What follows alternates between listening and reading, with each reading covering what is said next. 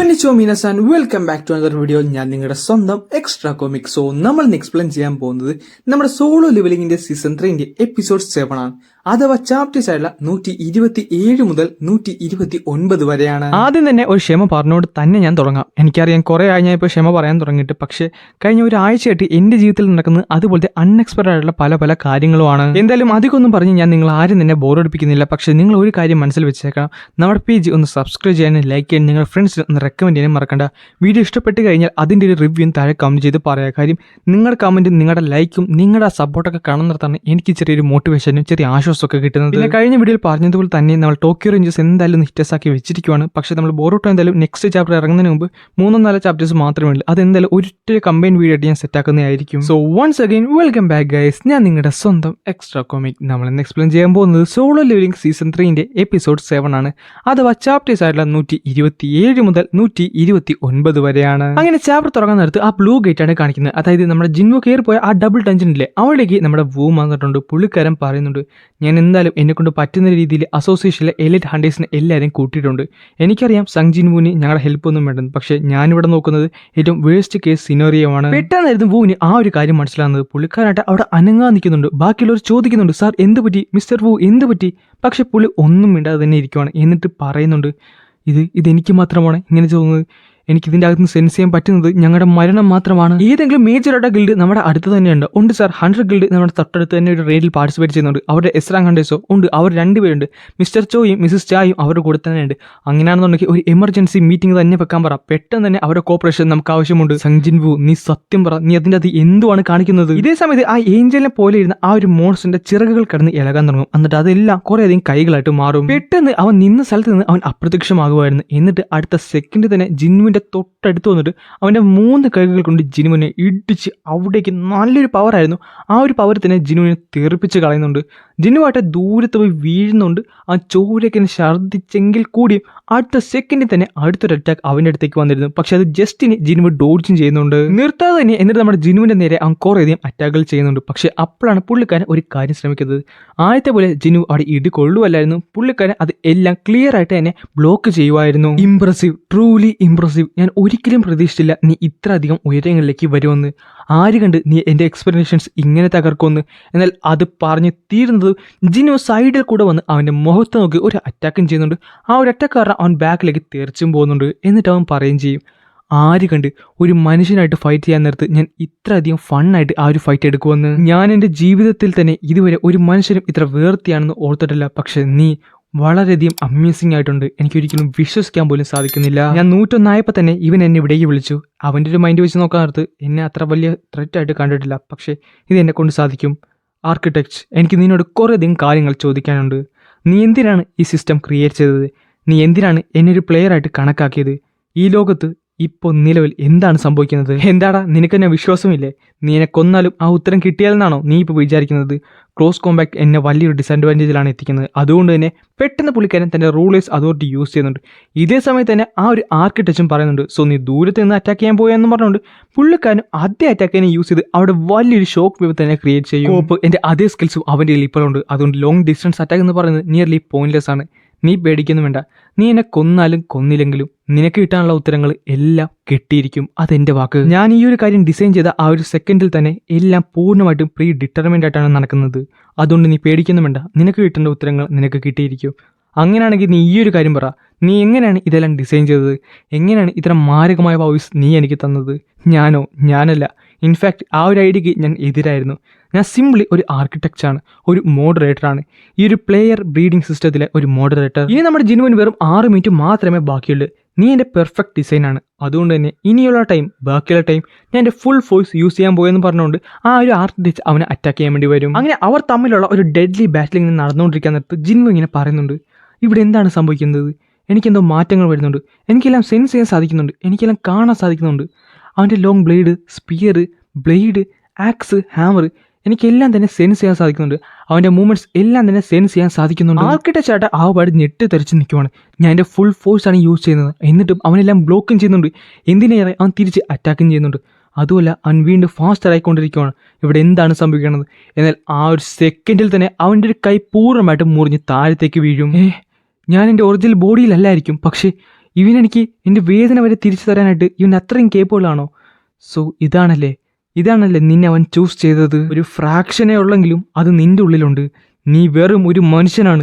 നിനക്കെത്ര ധൈര്യം ഉണ്ടായിട്ടാണെന്ന് പറഞ്ഞുകൊണ്ട് പുള്ളിക്കാരൻ തൻ്റെ പവേഴ്സ് ആക്ടിവേറ്റ് ചെയ്യാൻ നേരത്ത് അവിടെ ഉണ്ടായിരുന്ന എല്ലാ സ്റ്റോൺസും വീണ്ടും എഴുന്നേക്കാൻ തുടങ്ങും. ഇൻഫാക്ട് ആ ഒരു ഹ്യൂജ് ആയുള്ള സ്റ്റോൺ ഇല്ലേ, അവനും എഴുന്നേക്കാൻ തുടങ്ങും. ജിൻവു പുള്ളിക്കാരൻ്റെ റൂളേഴ്സ് അതോറിറ്റി യൂസ് ചെയ്ത് അവിടെ ഒരു വലിയൊരു ഷോക്ക് വേവ് ക്രിയേറ്റ് ചെയ്യും. എന്നിട്ട് അവൻ്റെ അടുത്തേക്ക് ഓടുന്നുണ്ട്.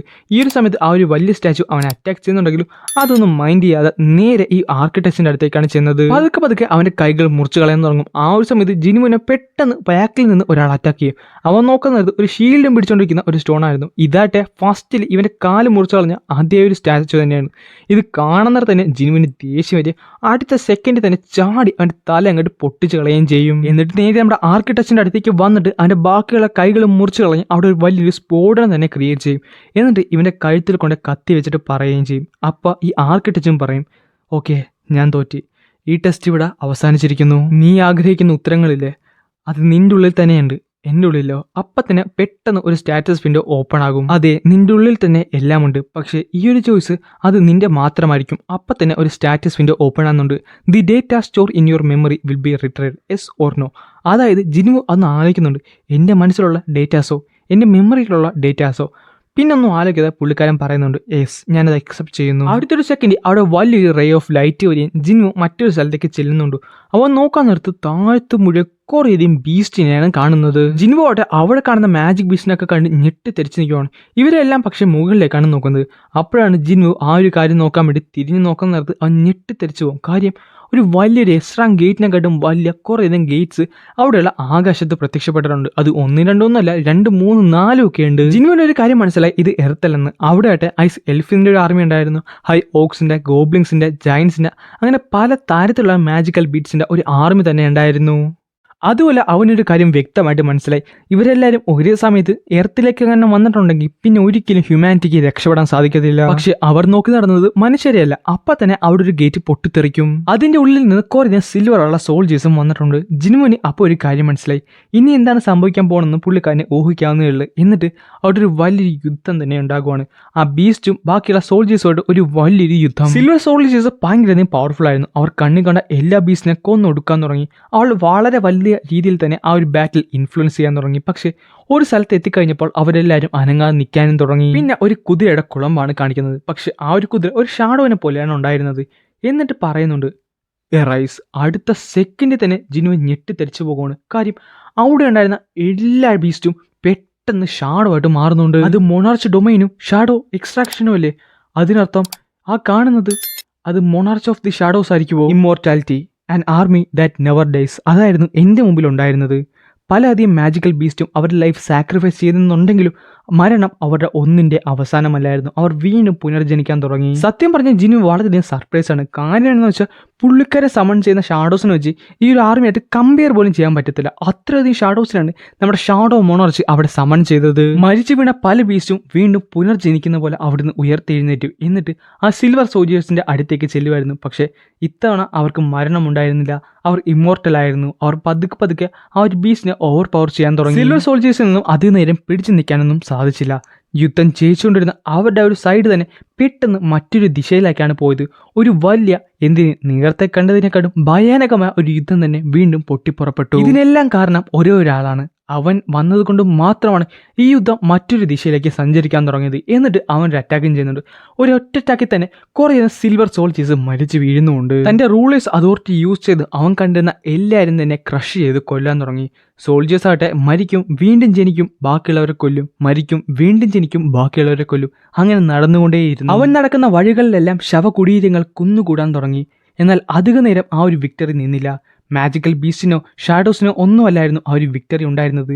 അത് അവർ വന്നു കഴിഞ്ഞപ്പോൾ മുഴുവൻ വീണ്ടും മാറാൻ തുടങ്ങി. പിന്നെ കാണിക്കുന്നത് ആ ഡബിൾ ഡഞ്ചന്റെ ഡോറാണ്. നിനക്കുറപ്പല്ലേ ഇത് തന്നെയാണെന്ന്? എനിക്ക് എന്തായാലും അകത്തും വളരെ ഭയാനകമായ ഒരു സെൻസ് ചെയ്യാൻ സാധിക്കുന്നുണ്ട്. പക്ഷെ അത് ജിനുവിൻ്റെ ആണെന്ന് എനിക്ക് തോന്നുന്നില്ല. എനിക്കും അങ്ങനെ തന്നെയാണ് തോന്നുന്നത്. ഇതിൻ്റെ അകത്തുള്ള ജിനുവിൻ്റെ അല്ല, പക്ഷെ വളരെ ഭയാനകമായ എന്തോ തന്നെ എനിക്ക് സെൻസ് ചെയ്യാൻ സാധിക്കുന്നുണ്ട്.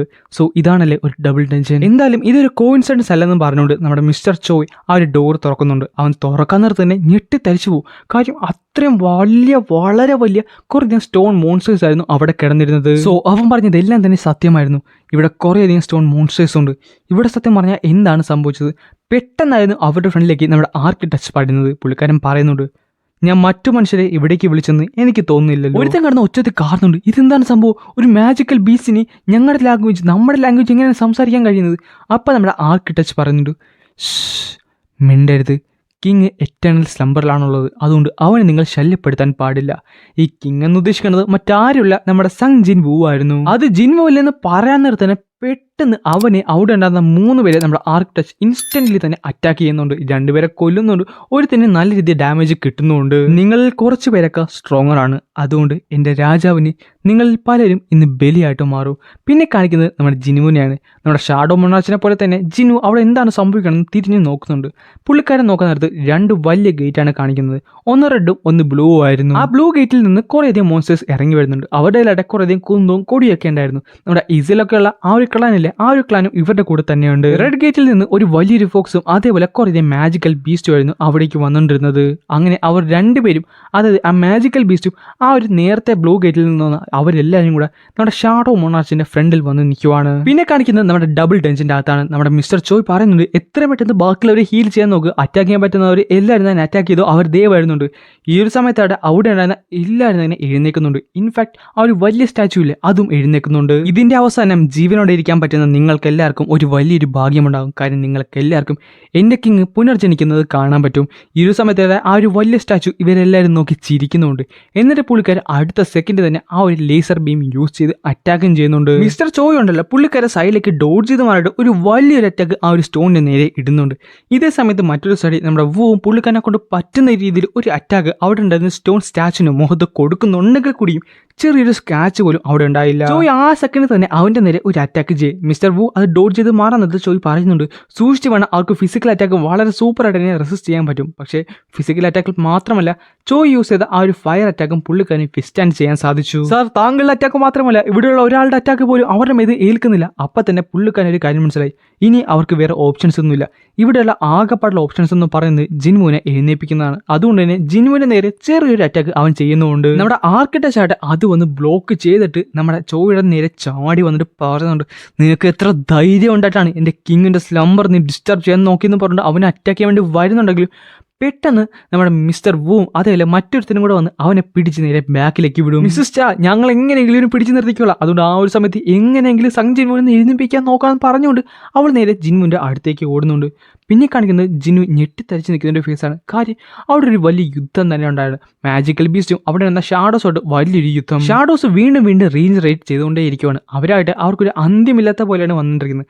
ആ സ്ഥാനത്ത് അങ്ങനെ ഞാനായിരുന്നുണ്ടെങ്കിൽ എൻ്റെ മാന എപ്പോഴേ റണ്ണൗട്ടായി ഈ ഒരു യുദ്ധം തന്നെ ഇപ്പോൾ അവസാനിച്ചിരുന്നത്. പക്ഷേ ഇവിടെ അങ്ങനെയല്ല സംഭവിക്കുന്നത്. ഡീമൺ ക്ലാൻസും ബീസ്റ്റ് ടൈപ്പ് മാജിക് ക്രിയേച്ചേഴ്സും എല്ലാവരും ഈ ഷാഡോ ആർമിനെ എന്തിനാണ് അറ്റാക്ക് ചെയ്യുന്നത്? എന്തിനാണ് ഇവിടെ ഒരു ഇത്ര വലിയ യുദ്ധം ഉണ്ടായത്? ഇവരുടെ എനിമി എനിക്ക് തോന്നുന്നു ആ സിൽവർ സോൾജേഴ്സ് അല്ലേ? എന്തിനാണ് ഇവിടെ ഇങ്ങനെ യുദ്ധം ഉണ്ടാകുന്നത്? അല്ല, ഇതൊരു ഇന്റേണൽ കോൺഫ്ലിക്റ്റ് ആയിരിക്കും. ഇതേ സമയത്ത് നമ്മുടെ ഷാഡോ മൊണാർച്ച് ആ ഒരു ഡീമൺ ക്ലാൻസിന്റെ ഹെഡിന്റെ അടുത്തേക്ക് നടന്നു ചെല്ലുന്നുണ്ട്. എന്നിട്ട് അവൻ പറയുന്നുണ്ട്, നമുക്ക് എല്ലാവർക്കും ഇന്ന് ഈ ഒരു യുദ്ധം അവസാനിപ്പിക്കാൻ ഒരു ചാൻസ് ഉണ്ടായിരുന്നു. എന്തിനാണ് നീ എന്നെ ചതിച്ചത്? എന്തിനാണ് നീ ചതിച്ചത്? കാര്യം പറ. നീ ഇല്ലായിരുന്നെങ്കിൽ കൂടിയും എനിക്കിത് സാധിക്കുമായിരുന്നു. ഞാൻ അതൊന്നും നിന്നോട് ചോദിച്ചില്ല. നീ എന്തിനാണ് എന്നെ ബിട്രേ ചെയ്തത്? ഇതേ സമയത്ത് അവിടെ ഉണ്ടായിരുന്ന ആ ഡീമൺ ക്ലാൻ്റെ ഹെഡ് കുറേയധികം കാര്യങ്ങൾ സംസാരിക്കുന്നുണ്ടെങ്കിലും നമുക്ക് കേൾക്കാൻ പറ്റാത്ത രീതിയിലാണ് അവിടുത്തെ കോൺവെർസേഷൻ നടക്കുന്നത്. ദേഷ്യം വന്ന നമ്മുടെ ഷാഡോ മൊണാർച്ച് ഉണ്ടല്ലോ, അവനെ തൻ്റെ ടെലിക്കൈനീസ് യൂസ് ചെയ്ത് അവൻ്റെ അടുത്തേക്ക് പിടിച്ച് വലിക്കുന്നുണ്ട്. എന്നിട്ട് കഴുത്തെ പിടിച്ചിങ്ങനെ ഞെരുക്കാൻ നിർത്തും. അവൻ സംസാരിക്കുന്നുണ്ടെങ്കിലും നമുക്കത് കേൾക്കാൻ സാധിക്കത്തില്ല. അങ്ങനെ ദേഷ്യം വന്ന നമ്മുടെ ഷാഡോ മൊണാർച്ച് അവസാനം അവൻ്റെ തല തന്നെ ഞെരുക്കി കൊന്നുകളയും. ഇവൻ്റെ കണ്ണുകൾ ഞാൻ എവിടെയോ കണ്ടിട്ടുണ്ട്, പക്ഷേ അത് എവിടെയാണെന്ന് അറിയില്ല. എന്നിട്ട് ആ ഒരു മോൺസ്റ്ററിനെ താഴത്തേക്ക് ഇടുന്നുണ്ട്. അവൻ്റെ തലയിലുണ്ടായിരുന്ന ആ ഒരു ചെറിയ മുഖംമൂടി എടുത്തു മാറ്റുന്നുണ്ട്. അപ്പോഴാണ് ശരിക്കും ഞെട്ടിപ്പോയത്. ഇത് ബറാൻ ദി ഡീമൺ കിങ് അല്ലേ? ഇവനെന്താണ് ഇവിടെ ചെയ്യുന്നത്? അല്ല, ഇത് ആരുടെ കൈകളാണ്? ഞാൻ എന്താണ് ഇത്ര നേരം ഇത് നോട്ടീസ് ചെയ്തത്? ഞാൻ എന്താണ് ഇവൻ്റെ ശരീരത്തിരിക്കുന്നത്? അപ്പം തന്നെ ജിനുവിൻ്റെ റൈറ്റ് സൈഡിൽ എന്തോന്നുന്നുണ്ട്. പുള്ളിക്കാരൻ ശ്രദ്ധിച്ച് നോക്കാൻ നടത്താണ് അവിടെ ചെറിയൊരു തിളക്കം. പുള്ളിക്കാരൻ്റെ ശരീരത്തിൻ്റെ അകത്ത് പുതിയൊരു ബ്ലാക്ക് ഹേർട്ട് തന്നെ ക്രിയേറ്റ് ആയിട്ടുണ്ട്. ജിൻവോന് പെട്ടെന്ന് എന്തോന്ന് സെൻസ് ചെയ്യാൻ പറ്റും. പുള്ളിക്കാരൻ തിരിഞ്ഞു നോക്കാൻ നേരത്ത് ഒരു കൂട്ടം വീണ്ടും ഒരു സിൽവർ ആർമി തന്നെയാണ് അവിടേക്ക് വന്നിട്ടുള്ളത്. അങ്ങനെയാണ് ഈ ഒരു പർട്ടിക്കുലർ ചാപ്റ്റർ ഇവിടെ അവസാനിക്കുന്നതും.